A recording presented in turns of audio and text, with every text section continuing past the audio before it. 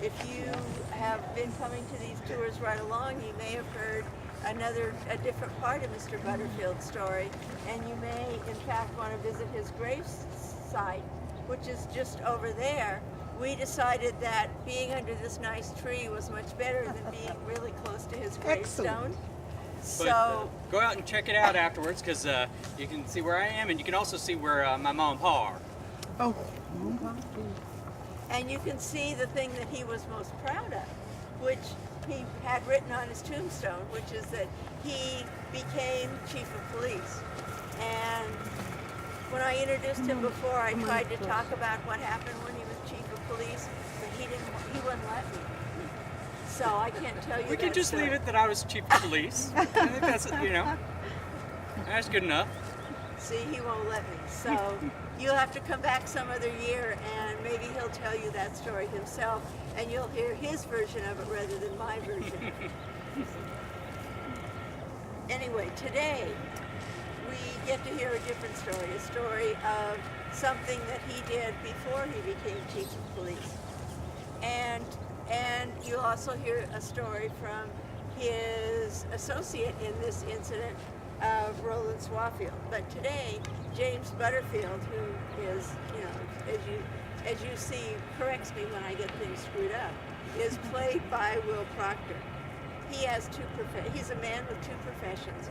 He's an actor and attorney.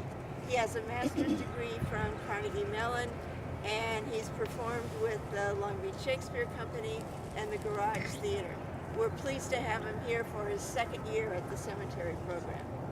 And Denis Kortheuer is here today as Roland Swaffield. He was a well-known and flamboyant local attorney in the early part of the 20th century. Denis holds a PhD in Latin American history from UC Irvine. He's a lecturer at Cal State Long Beach in the history department. And before turning to history and education, Denis was a professional actor in the 1970s and 1980s. And now I'm pleased to be able to present to you Mr. Butterfield and Mr. Swaffield, who will tell you this story. Welcome, y'all. Giddy up, come up here, you don't want to miss my story. I'm James Butterfield, and, well, I'm pleased as punch y'all are here today to hear my story, and my story, too. You know, it's interesting how people's lives interconnect. That's true, Roland, but, we don't want to jump the gun and spoil the excitement for these folks. I played a pretty significant role in the development of Long Beach, and more than once, I was right in the middle of a scandal. I'm going to tell you about one of them today, but first I'm going to give you a little background. I came here in 1911 with a degree in engineering from the University of Oklahoma and a wife to support. I have a talent. I'm a pretty good sketch artist, so I set up a little business for myself down there at the Pike, and tourists would pay me to draw pictures of them as souvenirs. Well, being down there at the Pike, it gave me a good opportunity to evaluate the city and its prospects. And I even met some of the social leaders here in town while I was down at the Pike. Well, around that time, the war was starting over in Europe, and more people were coming to town to support the war effort because, we had the shipyards and such here in town. Well, more people moving to town meant they needed a place to live. Being a degreed engineer, I was more than well qualified to do construction projects, and I started my own contracting business. I built many of those bungalow courts you still see around town today. But to finance my projects, I went down to the Bank of Long Beach and took out some loans, and I became friends with one of the bank board members, Mr. John Land.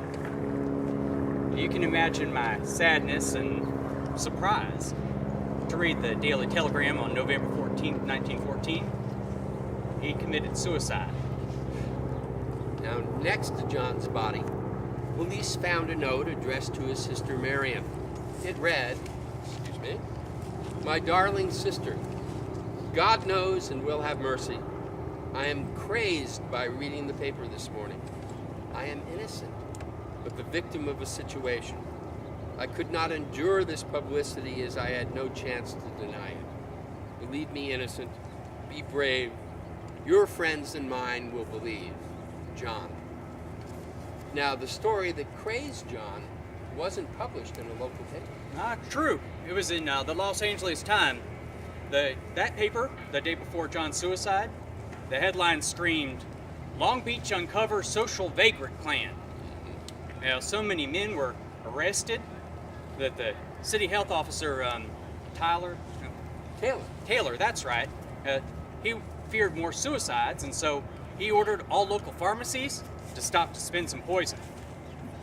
Well, y'all may be wondering, why did a local banker, why was he concerned about being called a social vagrant? I mean, nobody would believe a bank board member was any kind of vagrant, right? Well, I mean, in 1914, I hear stories about bankers today, but trust me, in 1914, bankers were respected. Now, some of y'all may have figured out these were code words for something else, something considered scandalous in 1914. Anybody have any ideas what that might be?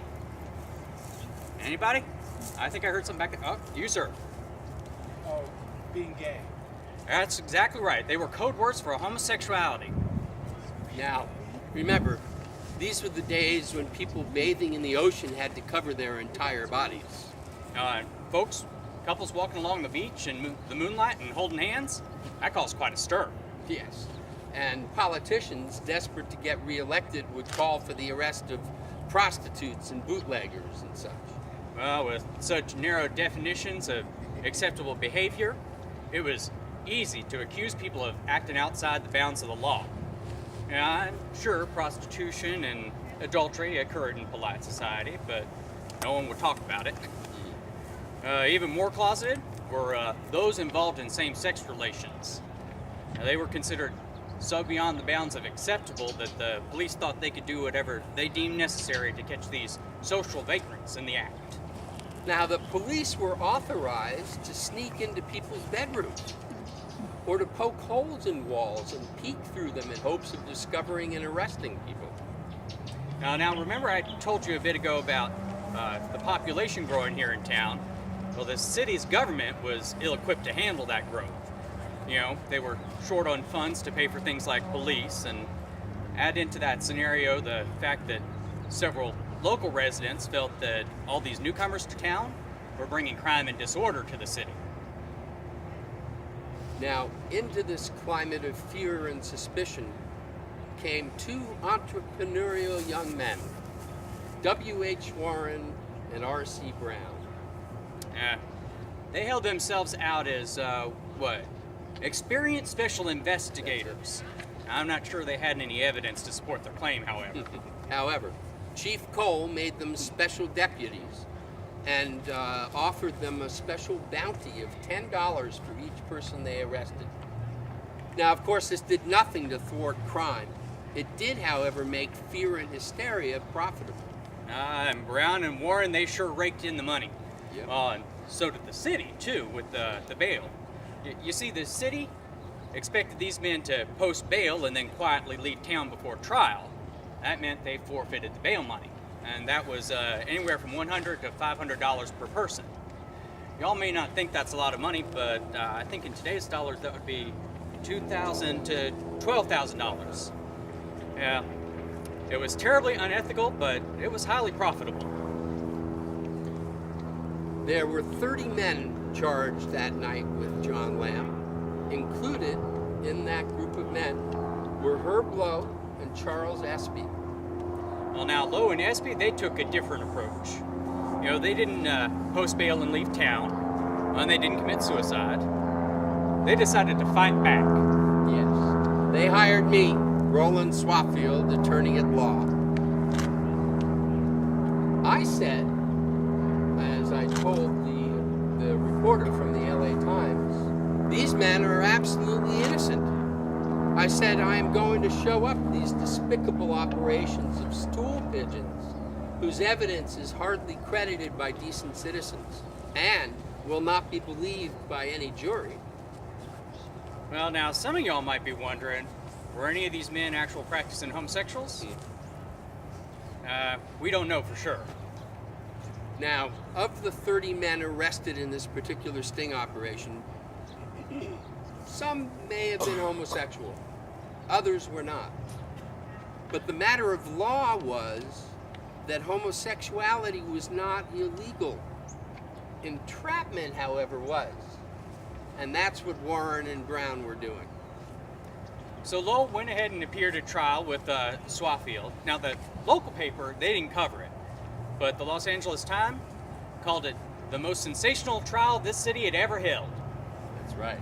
And in my opening argument, I said, the people of Long Beach owe Mr. Lowe a debt of gratitude for pleading not guilty and for uncovering this despicable outrage. An outrage by foreign sleuths versed in the art of gathering alleged evidence against citizens. This is a frame-up, pure and simple, against my client, and my client will be absolved by this jury and by this court. Well, Mr. Swaffield went on to present his case, and then the district attorney presented his as well. Warren and Brown, not surprisingly, testified against Lowe, and then the judge adjourned for the afternoon. Well, that evening, I was down in the local pool hall, and I ran into one of the jurors, a Mr. Ney, and he was discussing the case. Now, he told me the entire case was a frame-up, and the jury had already decided the matter in their mind. I knew the judge had warned the jurors against talking about the case, and here he was in the pool hall telling everybody all about it. I called up Mr. Swaffield and I let him know. Now, the next day, of course, Ney denied having said any such thing. He wanted to stay on the jury. However, Ney's reputation in the community was hardly stellar. He had written bad checks, and his own relatives had testified that he was not of sane mind. He had his mental state examined, and the Lunacy Commission sent him to Patton State Hospital instead of prison for his check fraud. Well, and now here he was, serving on Lowe's jury. Well, we discovered something else, too. Turns out somebody was sneaking in copies of the Los Angeles Times to the jurors. So instead of listening to the attorney's arguments and the judge's instructions, they were listening to the reporter's accounts of the case. On account of all these irregularities, the judge dismissed the jury. I, of course, argued that the charges against Mr. Lowe should be dropped immediately. Doing anything else would be double jeopardy. But the judge disagreed, and there was another trial. At the second trial, the jury found my client not guilty and set him free. Now, although he did continue to operate the family flower business and became considered to be a leading citizen of the city, the trial did have an effect on his reputation. It was indeed a dark time for our city's history. I mean, because of fear and greed, my good friend was dead, and several more men had their reputations tarnished. It did inspire me to get involved in public service, however, and well, I joined the police force as a patrol officer. Well, you know, in 1920, I was even appointed as police chief. And perhaps you all heard me tell that very story underneath this very tree in 2010. Anybody? Well, if you didn't, come back next year and I might just tell you another story of political intrigue. Thank you for stopping, and we hope you enjoy the rest of the tour.